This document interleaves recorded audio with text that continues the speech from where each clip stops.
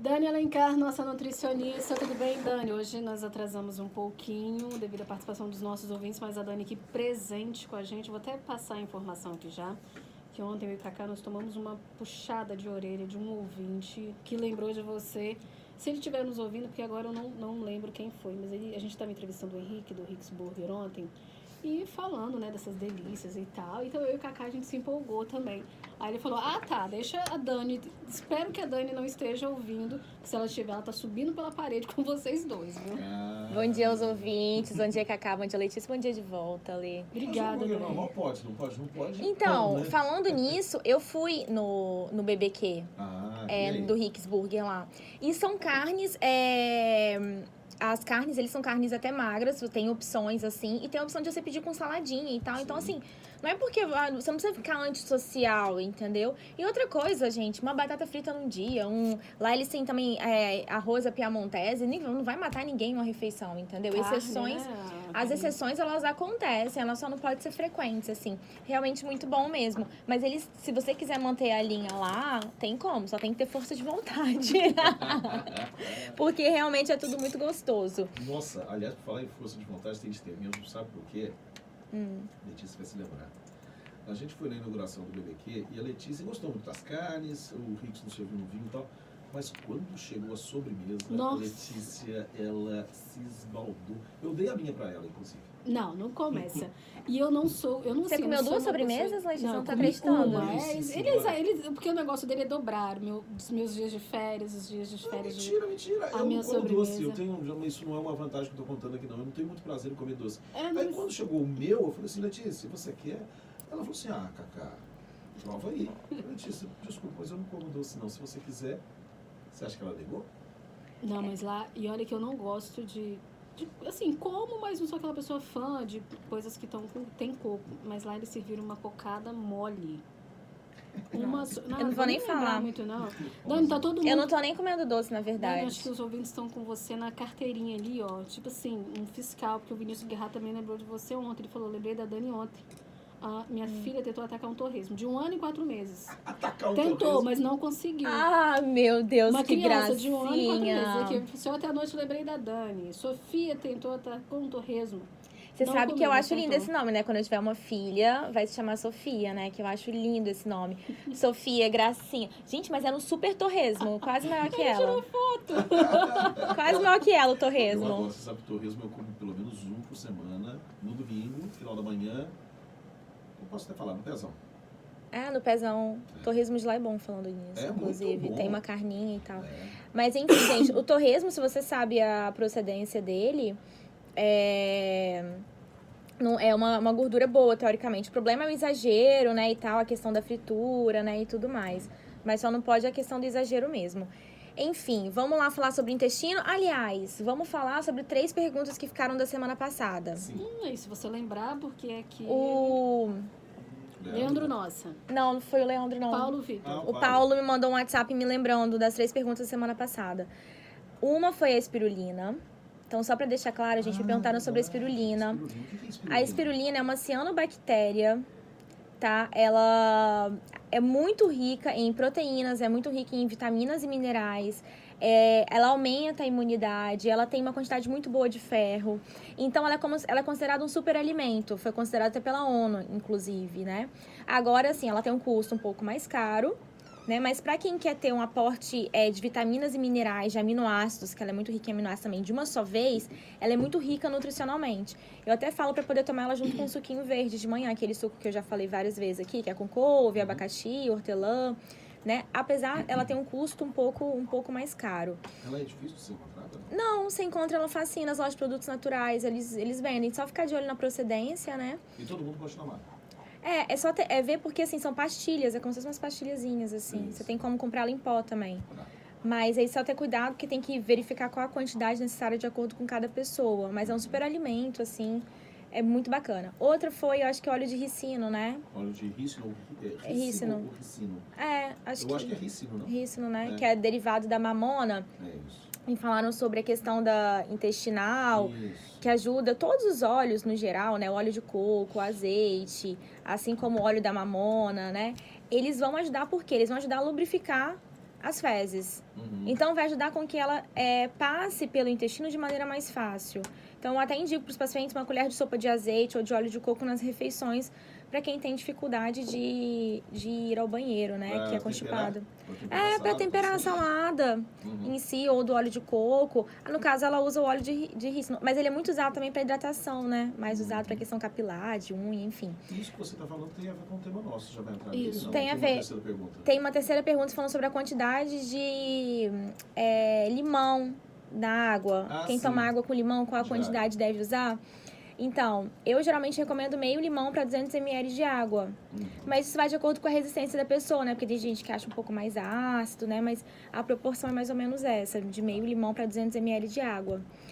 E aí, vamos falar do intestino. Mas é isso que eu ia te falar, porque quando você falou do óleo, você de certa forma já começou a entrar nesse assunto que é a constipação intestinal. Tem muita gente que sofre com isso mesmo, né? Que acaba tendo dores mesmo abdominais por conta disso, né, Dani? Como é que isso pode ser melhorado, combatido, hein? Então, muita gente sofre disso, principalmente o que eu vejo mais no consultório, na minha avaliação clínica, falta de água. A maioria das pessoas, elas bebem pouca água.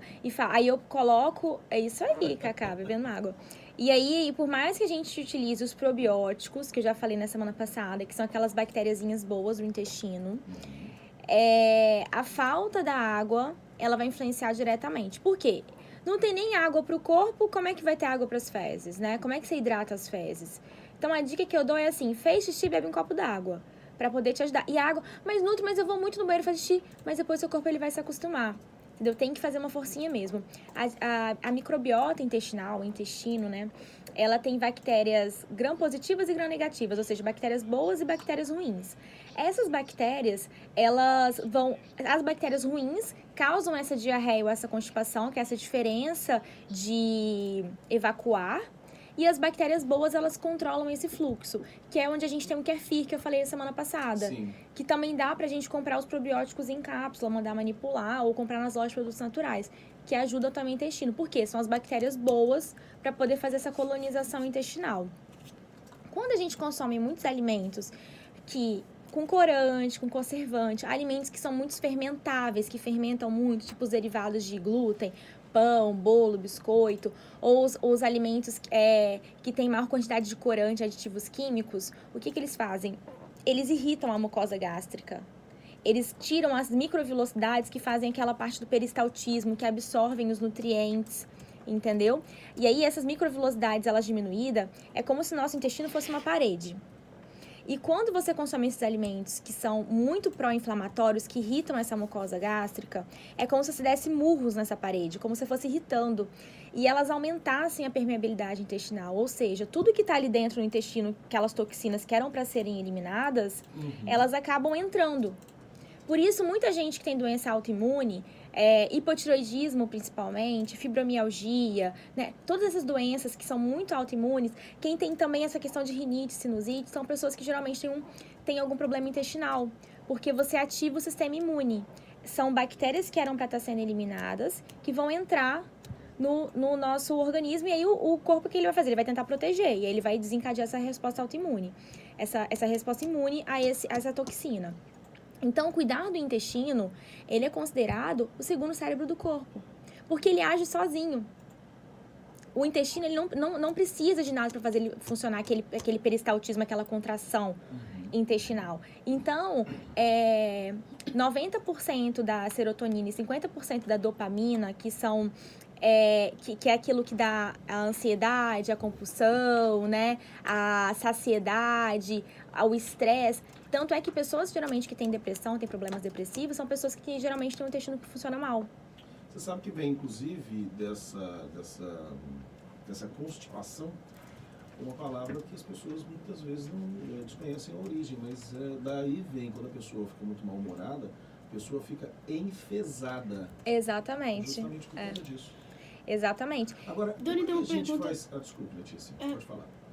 Dessa linha ainda tem uma pergunta bem interessante da Eliedna. Ela fala assim, ela toma muita água, mas quando ela viaja, ela sofre com o intestino preso. O que seria bom para ajudá-la? Então, ela pode fazer esse acréscimo desses óleos que eu te falei. Inclusive, óleo de coco vendem até em sachês. Ah, é? Tem sachês de óleo de coco. O que ela tem um suquinho laxativo, que eu geralmente passo muito para os meus pacientes, que ela pode encontrar fácil. Tipo, em hotel, geralmente tem suco de laranja, tem mamão. Ameixa seca, Sim. você compra ameixa seca, deixa ela de molho de um dia pro outro, descarta aquela água e bate junto com o suco de laranja natural da fruta, umas 3 colheres de sopa de mamão e a linhaça, farinha da linhaça, porque a linhaça ela não é digerida pelo nosso organismo, então, pelo nosso intestino. Então tem que ser a farinha, porque se você comprar o grão, do mesmo jeito que ela entra, ela sai. Então, olha só, vamos lá. Repetindo. Pega a ameixa seca, Deixa de molho. Daí vai sobrar ali uma aguinha, né? Isso, você descarta aquela água e descarta aproveita. a água. Isso, aproveita só a ameixa. Tá, pega É a só pra ameixa. hidratar ela mesmo. Tá. E daí Aí pega a bate. ameixa, bate no suco da laranja, natural da fruta, acrescenta a farinha da linhaça e umas 3 colheres de sopa de mamão. Você pode tomar isso de manhã. A ameixa é muito famosa por ajudar no funcionamento do intestino. Eu ia te perguntar isso. Quais são os alimentos que ajudam mesmo na regulação, digamos assim, do funcionamento do intestino? No geral, são as fibras, né? Então, folhosos, as frutas, né? Mamão e abacaxi. Mamão, ele tem a papaina e o abacaxi tem a bromelina, que ajudam muito na digestão, né? Por isso que a gente coloca ele no suco verde, por isso que a gente coloca ele nesse suquinho laxativo, porque essas enzimas elas vão ajudar na digestão. Então, as fibras no geral, que a gente entra a aveia, a gente entra com a chia o ideal ela tá hidratada, a gente entra com a farinha da linhaça, as castanhas também ajudam, e principalmente, Cacá, uma alimentação, eu chamo ali de alimentação limpa, que é aquela alimentação sem muitos aditivos químicos, sem muitos conservantes, sem muitos pacotinhos prontos, porque a gente sabe que esses alimentos eles têm alto poder pró-inflamatório, que é o quê? É quando você irrita a mucosa gástrica. E se você irrita a mucosa gástrica, você automaticamente aumenta a proliferação de bactérias ruins, você faz essa desbiose que a gente chama, e você automaticamente faz essa desregulação do intestino, ou tanto para diarreia ou quanto para constipação, entendeu? Agora, assim, aumentou a ingestão de fibras, de vegetais verdes, né, de frutas, de legumes, dessas fibras, né, da chia, da farinha de linhaça, da aveia. Se você não beber água, você constipa mais. Então, assim, se você aumentar muito a ingestão de fibra e você não aumentar a sua ingestão de água, a tendência é você ficar mais constipado. E aí fala, Nutri, olha, eu tomo probiótico, eu tomo muita água, eu como direitinho, eu não como besteira. E ainda continua, tipo, uma semana, 15 dias constipado, o que eu recomendo? Faz uma colonoscopia. Entendeu? Porque aí a gente tem que ver se não tem uma doença que pode estar ali associada para ser tratada, que são as doenças, né, que são do sistema imune, como doença de Crohn, né, retocolite, síndrome do intestino irritável, que aí são de pessoas que têm um intestino um pouco mais sensível, né, ou pode ser que tenha algum pólipo, alguma outra coisa relacionada, alguma outra doença relacionada ao intestino que precisa ser tratada de uma forma mais próxima através do médico gastroenterologista. O Dani, o Valdir pergunta o seguinte, ele fala que toma cloreto de magnésio e o intestino dele funciona muito bem, mas qual é a ação do cloreto no intestino, ele questiona? O magnésio, ele faz ação de contração muscular. Então, se ele faz a contração muscular, ele ajuda no peristaltismo de você estar conseguindo sentir aquela vontadezinha de ir no banheiro, ou seja, ele aumenta essa contração aí do intestino e você consegue ir mais fácil no banheiro. Ele ajuda demais. O cloreto de magnésio, nessa parte, ele é muito bom. O que acontece também quem tem problemas intestinais é dificuldade de absorção de vitaminas e nutrientes, porque a maioria das vitaminas e minerais, elas são absorvidas no meio do intestino. Então, é muito importante também ficar de olho em como que tá essa digestão. Porque não adianta você ficar tomando suplementação de B12, de vitamina A, de vitamina... Enfim, se você não tem intestino que funciona, porque não vai adiantar. Você Agora, não vai tem alimento que piora, vamos dizer assim. Agora, o Fernando, ele faz até uma ponderação. Ele fala do coloral. Ele pergunta, coloral prejudica? E outros alimentos que podem prejudicar ainda mais o funcionamento do intestino, Dani? Para quem já tem essa constipação?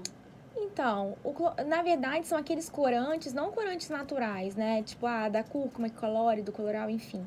Mas são aqueles corantes químicos, tipo corante caramelo 4, que é da Coca-Cola, corante vermelho. Então, assim, é o que eu falo, fiquem de olho nas embalagens.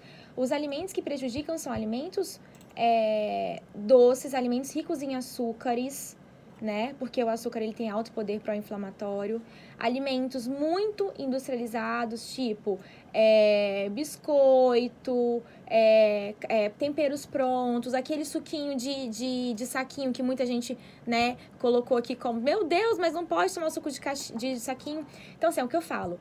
Para intestino, para saúde no geral, mas para quem tem problema intestinal, porque tem gente que às vezes carrega 3 quilos de fezes por ficar, às vezes, 1 semana, 15 dias sem ir no banheiro. Dependendo se você for no hospital, o hospital faz o que eles chamam de lavagem, né? Justamente pra... Exatamente. Então, assim, quem tem problema de intestino é algo... A pessoa fica com aquela barriga, aquela distensão abdominal, que é dispepsia, que a gente chama. Então, algo que incomoda muito. Então, o que eu indico é o seguinte, quem sofre de uma constipação intestinal, de um problema intestinal, ter uma alimentação mais limpa, com mais alimentos que a natureza traz pra gente, sem alimentos industrializados, que é o desembalar menos e descascar mais, ou não descascar, come com casca e tudo. Pergunta aqui de ouvinte, do nosso ouvinte, deixa eu pegar o nome dele aqui, o Paulo. Diga aí, Paulo. Bom dia, Letícia.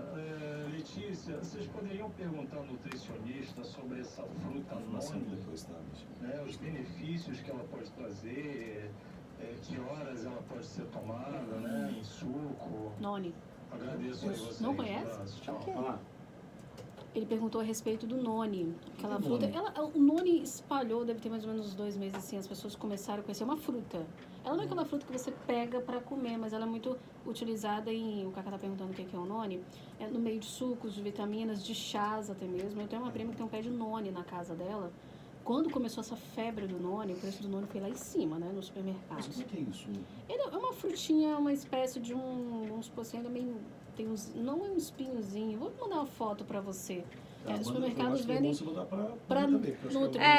Então, o noni eu preciso estudar melhor, porque assim, eu conheço ela, mas assim, eu não parei pra poder ler as propriedades do noni em si. Eu conheço a fruta, mas as propriedades para ser utilizada em chá, qual as quantidades, eu teria que estudar melhor, porque assim, eu poderia estar falando alguma coisa aqui que eu não tô com muito embasamento. Não é uma fruta comestível que você compra pra comer, né? O nosso ouvinte pode estar até aqui.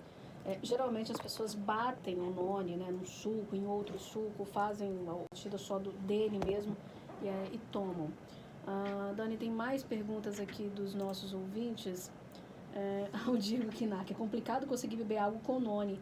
Fede demais da conta. Um cheiro ruim mesmo, Diego. É um cheiro ruim mesmo, mas teve uma época, a gente pode até comentar no próximo, numa outra hora, que virou febre. Noni virou febre. Você ia para o supermercado, estava vendendo a preço de ouro. Um nonizinho, uma frutinha. Daqui a pouco a gente fala mais sobre isso. Tem um ouvinte aqui mandando mensagem ainda. Cadê o nome dele?